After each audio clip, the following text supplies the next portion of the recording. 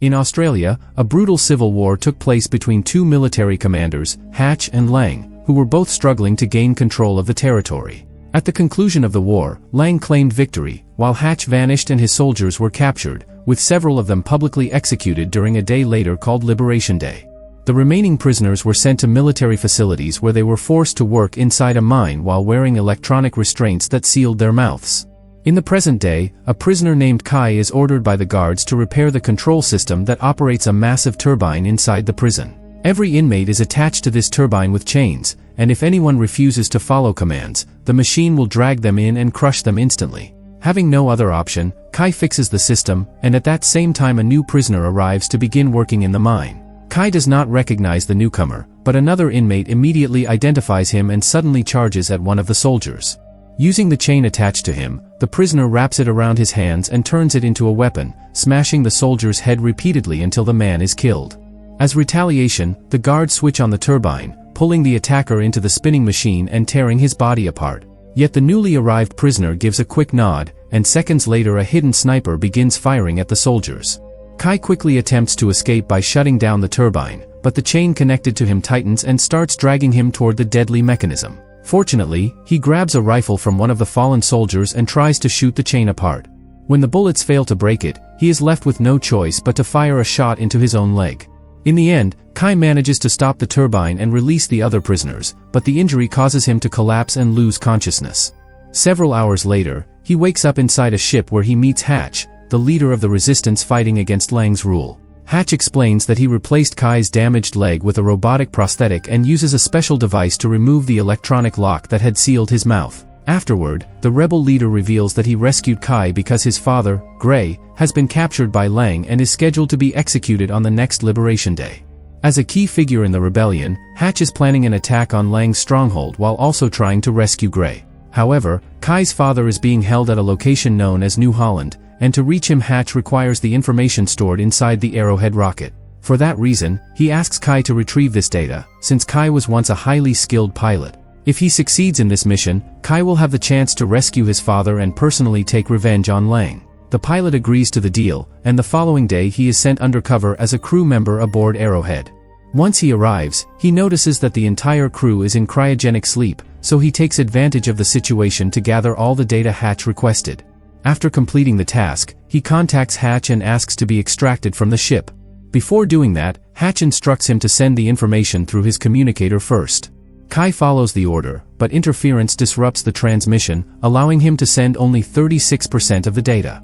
At the same time, the Arrowhead systems begin malfunctioning, causing the ship to eject all its escape pods along with the sleeping crew members.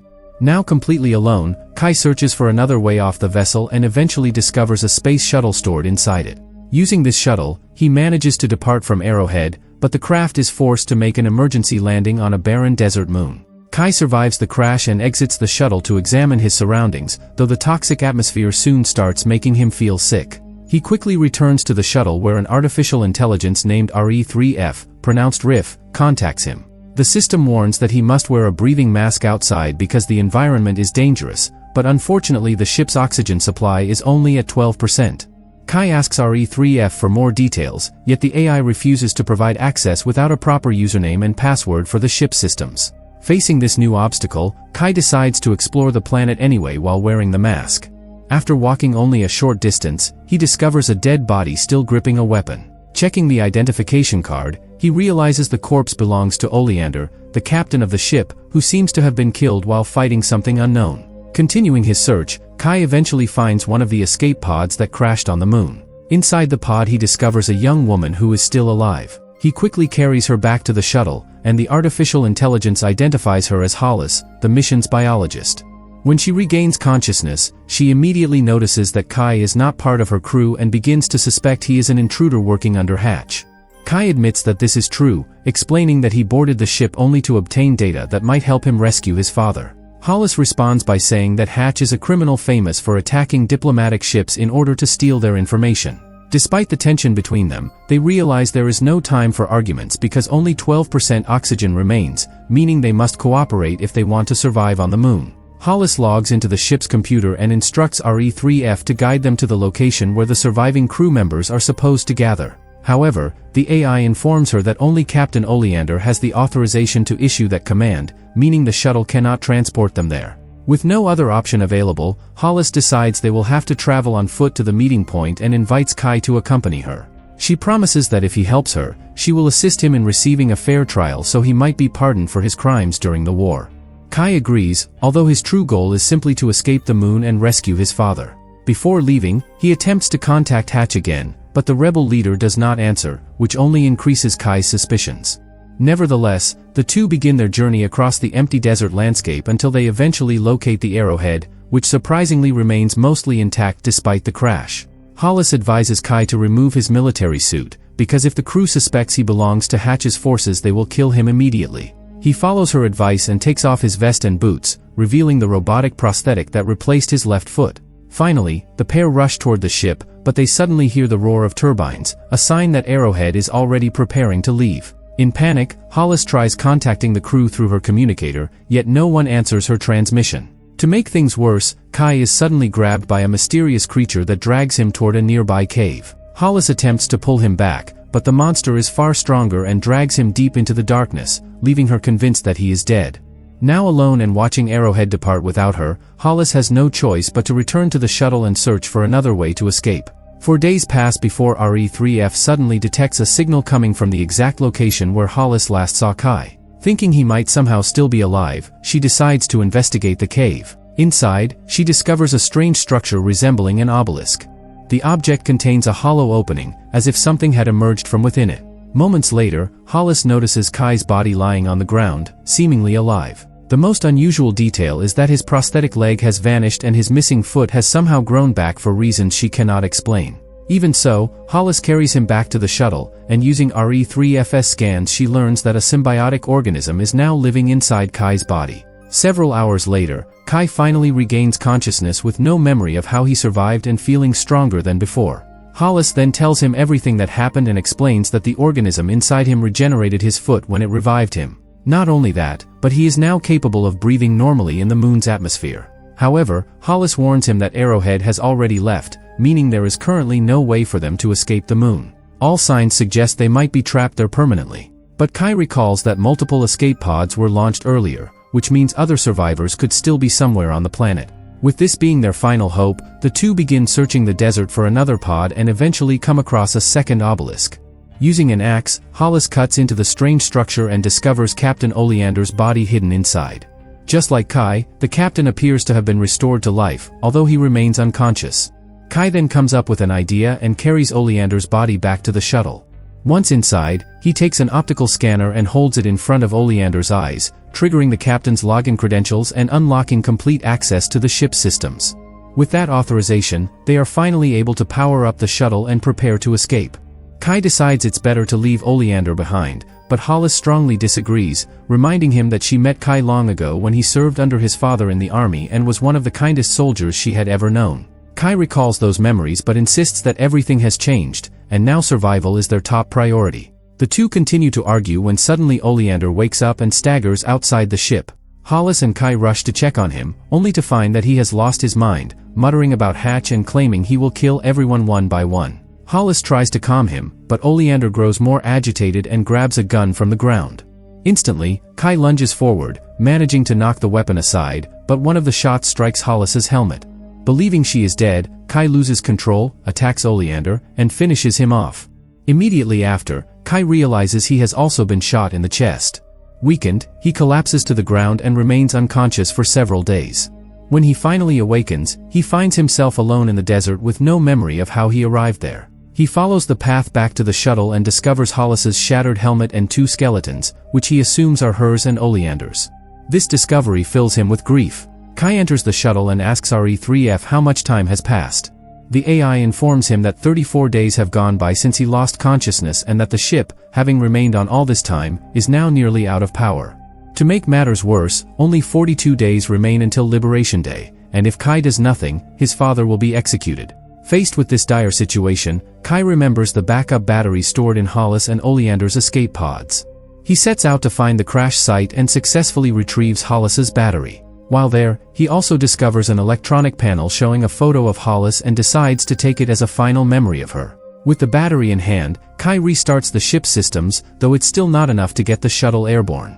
Trapped, he spends the night inside the vessel, racked by severe pain. Asking RE-3F for help, he is warned that he must leave the ship immediately because he may have been contaminated by the planet. Kai flees into the desert, suffering intensely, when a massive alien creature suddenly appears. He runs in the opposite direction, but the pain worsens, and he collapses to his knees. Tentacles emerge from his back, piercing his skin, as days pass and he eventually wakes up inside the shuttle again. After the ordeal, Kai realizes that the symbiote within his body is trying to escape and he needs to find a way to remove it. He asks RE-3F for assistance, but the AI has no solution and delivers grim news. Kai has been unconscious for 44 days, meaning Liberation Day has passed, and his father was likely executed. Devastated, Kai cries over the loss of his father, convinced he will never leave the moon. 3 years go by as he struggles to survive, waiting for rescue.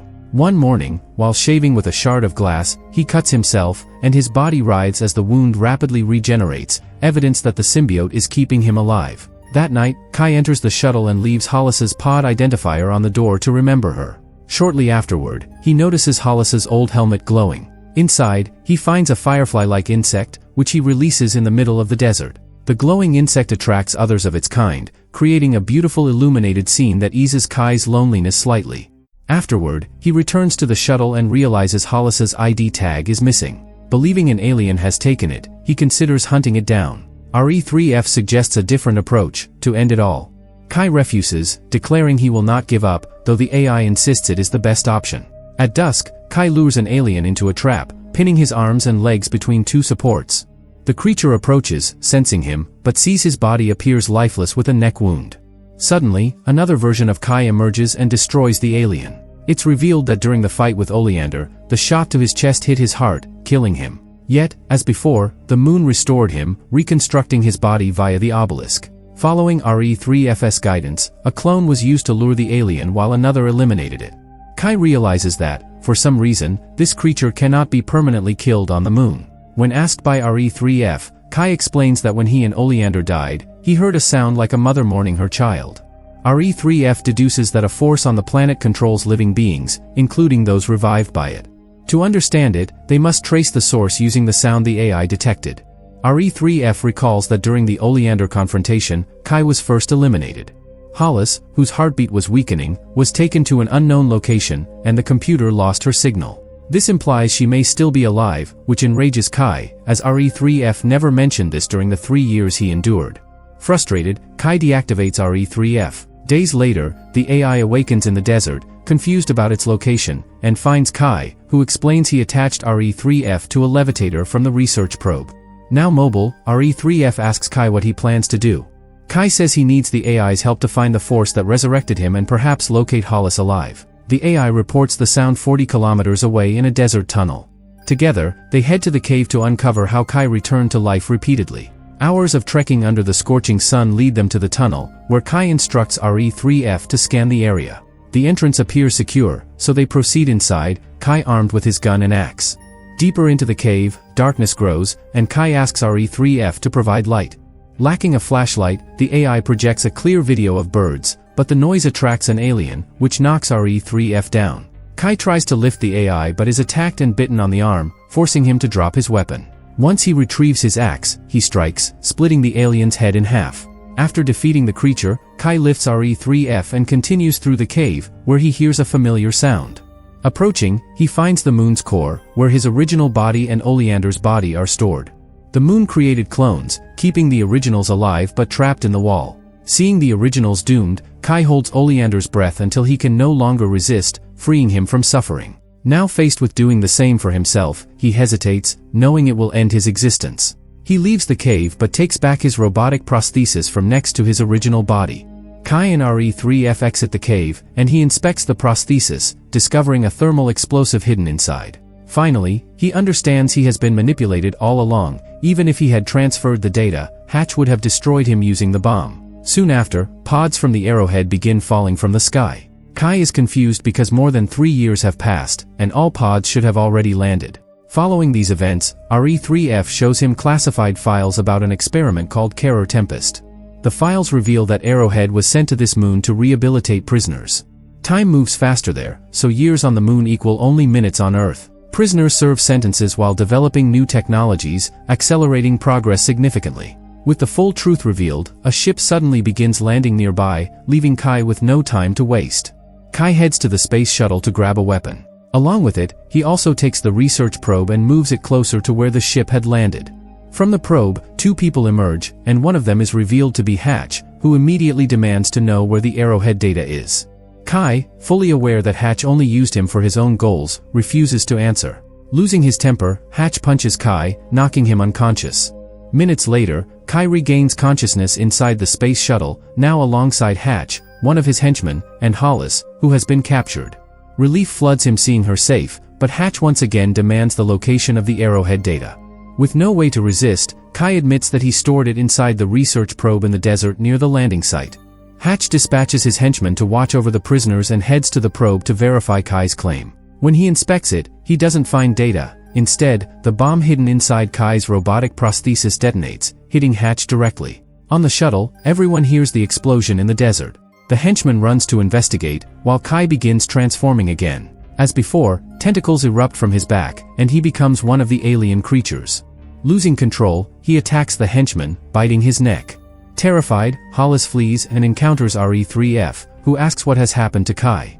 But Kai, now fully transformed, appears again, knocking RE3F over and damaging the AI system. Seeing what has happened to him, Hollis pleads for Kai to reverse the transformation before it's too late. Recognizing her, the creature slowly reverts back to human form. Back to normal, Kai reunites with Hollis and the now severely damaged RE3F, which has stopped functioning. Soon after, Hatch returns. Though injured by the explosion, he draws his gun and fires at Kai, who withstands the shots. The villain continues, grabbing Kai by the neck and stabbing him in the stomach with a knife, but Kai is unharmed. Reacting, he releases the tentacle on his back and pierces Hatch, finally defeating the leader of the rebellion. With Liberation Day still ahead, Kai decides he will save not only his father but also all the prisoners held by Lang. Hollis promises to help, and together they repair RE3F, restoring the AI to full function. The trio departs the moon in Hatch's ship, leaving his body in the desert. However, just as happened with Kai and Oleander, the moon's mysterious force pulls Hatch back, hinting that the rebellion leader will return even stronger. So, what did you think of this movie? Share your thoughts in the comments below. And if you enjoyed this video, don't forget to like and subscribe for more movie recaps. See you next time.